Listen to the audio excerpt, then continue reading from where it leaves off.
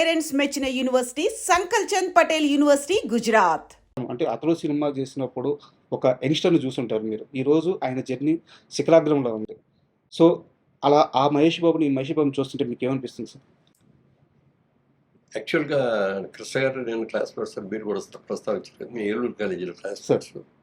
అప్పుడు ఇద్దరిని కూడా కొంచెం అంటే కామ్‌గా, క్వైట్‌గా ఉండేవాళ్ళందరినీ ముందు బెంచ్‌లో కూర్చోబెట్టి అల్లరి బ్యాచ్‌ని వెనక కూర్చోబెట్టి ఓకే. ఆ విధంగా మీ ఇద్దరం పక్కన ఫస్ట్ బెంచ్‌లో కూర్చునేవాళ్ళం. మీ ఇద్దరు రాముడు ఆ! బుద్ధిమంతుడు. ఇప్పుడు కూడా ఇద్దరు రాముడు బుద్ధిమంతుడు లాంటి ఇద్దరు కూడా. ఓకే. అల్లరి చేయటం గానీ, గొడవలు చేయటం గానీ, ఏదో విజిల్స్ చేయటం గానీ, లేకపోతే అటెండెన్స్ అయిన తర్వాత మెల్లగా జారుకొని బయటకి పోవటం గానీ. ఓకే. ఎందుకంటే ఆ బ్యాచ్‌లు వేరు. హ్మ్. అందుకని ఆ బ్యాచ్‌లందరూ వెనక కూర్చోబెట్టేవారు. ఓకే.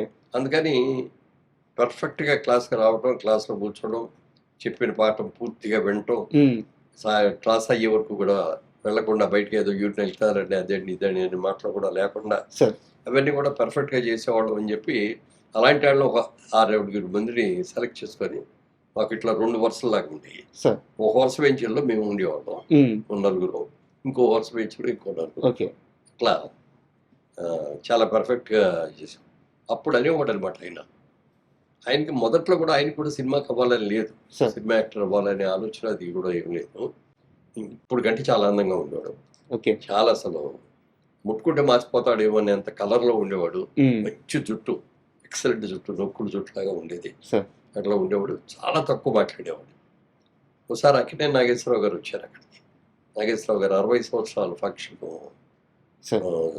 వజ్రోత్సవం చేశారు. హ్మ్. ఆయన 60 సినిమాలు రిలీజ్ అయిన తర్వాత. అది వచ్చినప్పుడు మా ఏలూరు కాలేజీలో గెస్ట్‌గా వచ్చాడు. ఓకే. అందరూ వెళ్ళి కూర్చున్నారు. అయిన తర్వాత ఆయన మాట్లాడేశారు. అందరూ చప్పట్లు కొట్టాము. తర్వాత వెళ్ళిపోయేటప్పుడు ఎవరికి వాళ్ళే వెళ్ళిపోయి సార్ ఆటోగ్రాఫ్ రకరకాలుగా ఆటోగ్రాఫ్లు అయ్యేది చేశారు. ఓకే. చేసిన తర్వాత కృష్ణ గారికి ఆలోచన వచ్చింది. సినిమా యాక్టర్ అవ్వబట్టి కదా ఇంత క్రేజ్ వచ్చింది, ఇంత ఇది వచ్చింది. ఓకే. మనం కూడా ఎందుకు అవ్వకూడదు హ్మ్. అనే ఆలోచన మొట్టమొదటిగా అక్కడికి వచ్చి ఆయన ఎక్స్పెక్ట్ చేశాడు. ఓకే. సినిమా యాక్టర్ అయితే బాగుంది, నాకు కూడా అవ్వాలని ఉంది అని. హ్మ్. ఇప్పటిగా నీ పర్సనాలిటీకి నీ అందరికీ డెఫినెట్గా మంచిగా ఇది అవుతుంది. ఆ టైంలోనే కొల్లేటి కాపురంని మన డైరెక్టర్ పేరేంటి తిలక్ గారు. ఓకే. తిలక్ గారు మంచి ఎడిటర్ అయినా ఎడిటర్గా డైరెక్టర్ కూడా అయ్యాడు. కొన్ని సినిమాలు చేశాడు. మంచి మంచి సినిమాలు చేశాడు. రైటర్ చాలా రైటింగ్ కూడా చాలా బాగుంటాయి ఆయన పాత ఆ. సినిమాల్లో. అవును. ఆయన చాలా మంచి సినిమాలు చేశాడు. ఉయ్యాల జంపాల అవును. ఇవన్నీ కూడా చాలా మంచి సినిమాలు చేశాడు. ఆయన ఒకసారి ఆ కొల్లేటి కాపురం రిలీజ్ సందర్భంగా ఏలూరు కాలేజీకి వచ్చాడు ఆయన కూడా. ఓకే. వచ్చినప్పుడు ఇది చూశాడు. హ్మ్. చూసిన తర్వాత పిలిచాడు. పిలిచి ఏంటి సినిమాలో యాక్ట్ చేస్తావా అంటే చేస్తానండి అని ఆయనే పిలిచాడు. ఆయన పిలిచి అడిగాడు. ఓకే. అంటే మంచి చూడగానే అట్రాక్టివ్గా ఉంటాడు చాలా. హ్మ్. పిలిచి అడిగాడు సినిమాలో ఇంట్రెస్ట్ ఉందంటే ఉందండి అన్నాడు. సరే అయితే ఇప్పుడు నా సినిమా అయిపోయింది, మళ్ళీ కొత్త సినిమా మొదలు పెట్టడానికి ఇంకా టైం పడుతుంది. నువ్వు ఇప్పుడు ఫైనల్ ఇయర్లో ఉన్నావు కదా, నువ్వు చదువు పూర్తి చేసుకొని నువ్వు నాకు ఫోన్ చేయని నెంబర్ అయ్యని ఇచ్చాడు. ఓకే. ఇస్తే ఈయన తర్వాత చేశాడు, వచ్చేయమన్నాడు ఆయన. ఆయన వెళ్ళేటప్పటికి ఈయన సినిమా ఇంకా అప్పుడు కూడా రెడీ అవ్వాల. అందుకని బయట ఏమన్నా ట్రయల్స్ ఉంటే చేసుకుంటా ఉండు, నువ్వు నాటకాల్లో లేదు కాబట్టి హ్మ్. నాటకాలు వేస్తూ ఉండు అని చెప్పి శోభన్ బాబు గారు, కృష్ణ గారు, సార్. ఇంకా బ్యాచ్ ఉన్నారు కొంతమంది. వాళ్ళందరూ నాటకాలు చేసేవారు మెడ్రాస్లోనే. క్రాంతి కుమార్ గారు కూడా మీ బ్యాచ్ అనుకుంటా. క్రాంతి కుమార్ గారు కూడా బాగుంటారు. క్రాంతి కుమార్ గారు మా బ్యాచ్. ఇప్పుడు విజయేంద్ర ప్రసాద్ గారు, సార్. రాజమౌళి గారు ఫాదర్. father. హ్మ్. ఆయన మా అవును. బ్యాచే. తర్వాత ముఖర్జీ గారు అని ఒక ఆయన ప్రొడ్యూసర్, సమత ఆర్ట్స్ సార్. ఆయన, చటర్జీ గారు, వీళ్ళందరూ కూడా మా కాలేజీ వాళ్ళే. సార్. సరే అనుకున్నట్టుగా ముందు సక్సెస్ కాలేదు, యాక్టర్గా ఏమి పొజిషన్ రాలేదు. పెళ్లి చేసుకొని ఇంటికి వచ్చేసిన తర్వాత ఆదిల్ సుబ్బారావు గారు పేపర్లో అడ్వర్టైజ్మెంట్ ఇచ్చాడు, కొత్త వాళ్ళు పెట్టి సినిమా తీస్తాను, హ్మ్. ఇంట్రెస్ట్ ఉన్న వాళ్ళు బాగున్నాడు అప్లై చేసుకుంటే అప్పుడు ఈయన అప్లై చేశాను. హ్మ్. దానికి ఇంటర్వ్యూకి పిలిచారు, చూసారు, సెలెక్ట్ చేశారు. తేనె మనసు. యూనివర్స్ అలా యాక్టర్ అయ్యాడు. నేను బాగా ఆయన ఏదైనా రిలీజ్కి వస్తే, విజయవాడ వస్తే ఫోన్ చేసేవారు, నేను వెళ్ళి కలుస్తూ ఉండేవాడిని. సార్. తర్వాత మా బిజినెస్ కోసం నేను కోయంబత్తూరు వెళ్ళాల్సి వస్తూ ఉండేది. కోయంబత్తూరు తిరిగి వచ్చినప్పుడు మెడ్రాస్లో ఒక రోజు ఆగిపోయి నేను కృష్ణ గారిని కలుసుకొని అక్కడ ఆయన ఆ రోజంతా గడిపి ఆ రోజు రాత్రి మెయిల్కి వెళ్ళి అలా చాలా మంచి సినిమాలు వస్తున్నాయి, ఇది వస్తాయని అన్నీ చెప్పేవాడు, డెవలప్మెంట్ అయ్యేది. సార్. అలాంటి వ్యక్తి స్వయం శక్తితో వచ్చాడు. వెనక బ్యాక్గ్రౌండ్ ఎవరు ఉండి చేసింది ఇది కాకుండా స్వయం శక్తితో వచ్చాడు. ఆ గుండుగేర్ సినిమాతోటి ఒకసారి 116 తోటి అసలు ఎక్కడికి వెళ్ళిపోయింది. ఇంకా ఎన్ని ప్రయోగాలు ఆ కదా. సినిమా రిలీజ్ అయిన తర్వాత ఒక్కసారిగా 15 సినిమాలు 18 వచ్చింది. ఉమ్, అక్కడి నుంచి అంత చేశాడు. ఇవన్నీ ఇప్పుడు మహేష్ బాబుకి వచ్చేటప్పటికి కృష్ణ గారి అబ్బాయి బిగినింగ్ లో అంతా కృష్ణ గారి ఆ అబ్బాయి లెగసీ అయితే ఉంది. ఆ? ఆ లెగసీ అయితే ఉంది. లెగసీ ఉంది కదా, అది ఒకటి బాగా హెల్ప్ చేసింది. ఉమ్, తర్వాత ఇతనికి బాగా ఇంట్రెస్ట్ అని చెప్పి యంగ్ హీరో చిన్నప్పటి నుంచి కూడా క్యారెక్టర్ అవును చేశాడు. మేము ముగ్గురు కలిపి ఒక సినిమా కూడా చేసాం. సినిమా పేరు గుర్తులేదు నాకు. సార్. బ్రదర్స్ లాగా చేసాం. ఓకే. అందులో కూడా ఫైట్స్ గీట్స్ ఇవన్నీ కూడా చేశాం. ఉమ్, అప్పుడు అనుకున్నాం మహేష్ బాబు కూడా చాలా పెద్ద యాక్టర్ అయిపోతాడు, కృష్ణ గారు లాగా పెద్ద యాక్టర్ అవుతాడు ఉమ్. అని ఊహించాం. అందుకంటే కూడా ఎక్కువగా పెద్ద actor. కృష్ణ గారు అనేవారు సార్ ఆ టైంలో. కృష్ణ గారి బాగా కాన్ఫిడెన్స్, ఓకే. మంచి యాక్టర్ అవుతాడు వీడు. ఉమ్, అంటే రమేష్ ముందయ్యాడు. అవును. రమేష్ అయ్యాడు కూడా ఇంకా చిన్నాడు. అప్పుడు కూడా అని ఉంటాడు, రమేష్ కూడా అవుతాడు, రమేష్ కూడా బాగుంటుంది, రమేష్ కంటే కూడా మహేష్ ఉమ్, ఎక్కువ ఇది అవుతాడు. అలా మంచి యాక్టర్ అవటం. ప్రతి సినిమా నాన్నగారి దగ్గరికి వెళ్ళి తీసుకెళ్ళిపోయాడు. కథ వినమని అడిగేవాడు సార్. మహేష్ బాబు కూడా. కథలు అవన్నీ నువ్వే ఇండివిజువల్గా నువ్వు సెలెక్ట్ చేసుకో, ఓకే. నువ్వు ఎరగాలి.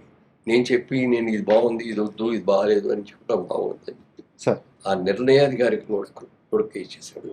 అతను అలాగే మంచి సెలెక్ట్ చేసుకోవడం, మంచి బ్యానర్లు సెలెక్ట్ చేసుకోవడం, అలాగే మంచి డైరెక్టర్ని చేసుకోవడం, అవన్నీ కూడా చేసి సక్సెస్ అయ్యాడు.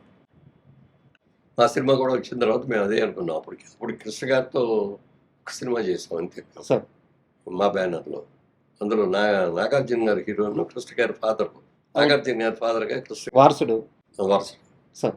ఆ వారసుడు అడిగితే ముందు నేను చేయనయ్యా ఆ క్యారెక్టర్ అది అన్నాడు.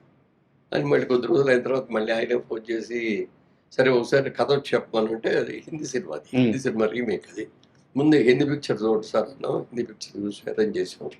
అది చూసేసి బాగుంది, క్యారెక్టర్ బాగుంది, చేస్తున్నాలే అలా చేశాను. ఈ మహేష్ బాబుని కూడా మరి నేను అంటే ఇద్దరు యాక్టర్గా ఉన్నప్పుడు కొన్ని సినిమాలు కలిసి చేయడం కానీ, లేకపోతే కృష్ణ గారి అబ్బాయి కానీ, కృష్ణ గారి ఫ్రెండ్ కానీ మొత్తం మీద మేము డేట్లు అడగగానే వెంటనే ఇచ్చాం. ఓకే. అన్నీ సక్సెస్ఫుల్గా జరిగినాయి, అందరూ హ్యాపీగా ఉన్నాం. ఈ సినిమాని ఇవాళ యంగర్ జనరేషన్ చూపించాలి. అప్పుడు చూసిన వాళ్ళు అందరూ బాగానే చూశారు. యంగర్ జనరేషన్ 20 ఏళ్లలో వచ్చిన పెరిగిన జనరేషన్ అంతా అందరూ సినిమా చూశారు. సార్. టీవీలో అందరూ సినిమా చూశారు, లేకపోతే ఏదో యువతకి అన్ని రకాల అతడు సినిమా చూడని ఇల్లు 2 తెలుగు రాష్ట్రాల్లో లేదంట. లేదు. అది నిజంగా నిజం. ఎందుకంటే సినిమా ఇక్కడే కాదు, సార్. ఈవెన్ అదర్ కంట్రీస్కి వెళ్తే ఎక్కడికి వెళ్ళినా మీ సినిమా బాగుందండి. ఆ యంగర్ జనరేషన్, అక్కడున్న యంగర్ జనరేషన్కి మురళీమోహన్ పెద్ద యాక్టరు, బోల్డ్ సినిమాల్లో చేశారు ఇది అని చెప్తే వాళ్ళకి ఏం అర్థమయ్యేది కాదు. సార్. అతడి సినిమా చూసాక అతడి సినిమా తీసింది ఈయనే అనగానే ఒక్కసారి అవునా అని వచ్చి ఇది ఒక గుర్తింపు అయిపోయింది. ఇది గుర్తింపు అయ్యింది. యాక్చువల్గా నేను అందులో యాక్ట్ చేయను, సార్. నాకు ఏం క్యారెక్టర్ కూడా లేదు, నేను చేయలేదు. అందుకని మా సినిమాల్లో తీసిన సినిమాల్లో నేను ఉండాలి కంపల్సరీగా, లేకపోతే నా వేషం బాగుంటేనే సబ్జెక్ట్ సెలెక్ట్ చేసుకోవాలనేది మేము ఎప్పుడు పెట్టుకోలేదు. సార్. సినిమా బాగుండాలి, సినిమా సక్సెస్ అవ్వాలి, అందులో క్యారెక్టర్ ఎలాంటిది అయినా సరే అలా చేసుకుంటూ వచ్చాను. మళ్ళీ అతడు సినిమా విషయానికి వస్తే సార్, అంటే మీకు ఒక బ్యూటీ చెప్తాను. బ్యూటీ అనే వర్డ్ ఎందుకు వాడానంటే, అతడు సినిమాకి ఈ రోజుకి ఏజ్ అయిపోవాలి, అతడు నిర్మాతకి ఈ రోజుకి ఏజ్ అయిపోవాలి, అతడు హీరోకి ఈ రోజుకి ఏజ్ అయిపోవాలి, అతడు హీరోయిన్కి కూడా ఈ రోజుకి ఏజ్ అయిపోవాలి. అవును, ఇప్పటికి కూడా హీరోయిన్గా చేస్తాను. ఇప్పటికీ హీరోయిన్గా చేస్తున్నా, చాలా అందంగా కనిపిస్తున్నారు స్క్రీన్లో. ఏం సార్ ఈ సీక్రెట్ ఏంటి సార్? అతడు సినిమాకి పనిచేసిన వాళ్ళందరూ అలాగే ఉండిపోతున్నారు. అలాగే, ఈవెన్ కెమెరామెన్ అలాగే ఉన్నాడు, మరి డైరెక్టర్ గారు కూడా టాప్లో ఉన్నాడు. అవును. ఏ విధంగా చూసినా ఆ టీం అంతా కూడా టాప్లోనే. అవును. ఇప్పటికీ కూడా 20 ఏళ్ళ తర్వాత కూడా. సో ఇది మరి దీన్ని ఇప్పుడు యంగర్ జనరేషన్ అందరికి కూడా థియేటర్కి వెళ్ళి కూర్చొని సినిమా చూడాలి సార్. ఇప్పుడు ఏమిటంటే వీడియో చూస్తున్నాం అనుకోండి, టీవీలో చూస్తున్నాం అనుకోండి, ఫోన్లు వస్తాయి, ఫోన్ మాట్లాడుతూ ఉంటాం, లేదా మధ్య మధ్యలో బయటకు వెళ్ళి వస్తూ ఉంటాం. అప్పుడు థియేటర్లో కూర్చొని సినిమా చూసేటప్పుడు ఏమిటంటే అది మొత్తం డార్క్ అయిపోతుంది కదా, ఒక స్క్రీన్ తప్ప ఇంకేముండదు, పక్కన ఉన్నాడు కూడా మనకు కనపడదు. ఇంక ఎంతసేపు మన కాన్సన్ట్రేషన్ అంతా స్క్రీన్ మీదే ఉంటుంది సార్. అది దాంట్లో ఎక్కువ సక్సెస్ అవుతుంది. తర్వాత ఇంట్లో మీరు ఒంటరిగా సినిమా చూసిన దానికి థియేటర్లో జనం మధ్యలో కూర్చొని సినిమా చూసిన దానికి లాట్ ఆఫ్ డిఫరెన్స్. అంతే కదా సార్. ఎందుకంటే ప్రజలు ఎక్కడ రియాక్ట్ అవుతున్నారు, ఎక్కడ సపోర్ట్ కొడుతున్నారు, ఎక్కడ బాగుంది అంటున్నారు, ఇవన్నీ కూడా థియేటర్లో తెలుస్తాయి. అందుకని థియేటర్లో చూసేటట్టుగా ఇప్పుడు సౌండ్ సిస్టమ్స్ కానీ ఇది కానీ ఎవ్రీథింగ్ అప్గ్రేడ్ చేశాం కాబట్టి, పైగా హైదరాబాద్లో ఉండేవాళ్ళ కోసం అని హైటెక్స్లో కూడా అవును. నిన్న రిలీజ్ చేయడానికి Process దాన్ని అవుతుంది. వేరేగా చేయాలి. సార్ అవును. ఇప్పుడు దీనికోసం చేసిందంతా చాలు, సరే అది కూడా చేయండి, ఎంతైనా పర్వాలేదు. ఉమ్, ఆ ఒక్క ప్రింటే రిలీజ్ అయ్యింది, ఉమ్. అది అక్కడ రిలీజ్ చేద్దాం. ఎందుకు సార్ ఇంత స్వార్థం మీ ఫ్రెండ్ కొడుకనే? అట్లా 2 క్వార్టర్ కొడుకు అనేది ఉంటుంది డెఫినెట్గా. ఉమ్, మంచివాడు, చాలా మంచి వ్యక్తి. ఉమ్, కృష్ణ గారు ఎంత మంచిగా ఉంటాడో ఉమ్, బాబు కూడా అంత, మహేష్ బాబు కూడా అంత ఇదిగా ఉంటాడు. ఉమ్. ఎప్పుడు నవ్వుతూ ఉంటాడు వాళ్ళ నాన్నగారు లాగానే. సార్ ప్లస్ మా బ్యానర్ కూడా మంచి పేరు కదా. అంతే కదా సార్. దానికి అతను సినిమా, ఇన్ని సినిమాలు తీసిన 25 సినిమాల్లో మిగిలిన గురించి చెప్పేదానికంటే అవును. అతను ముందు చెప్పిన తర్వాత మిగిలిన చెప్తారు. సో అందుకని వాళ్ళ అప్గ్రేడ్ చేసి జనానికి మళ్ళీ ఒకసారి బాగా చూపించాలనే ఉద్దేశంతో చేసి. సార్ నిన్న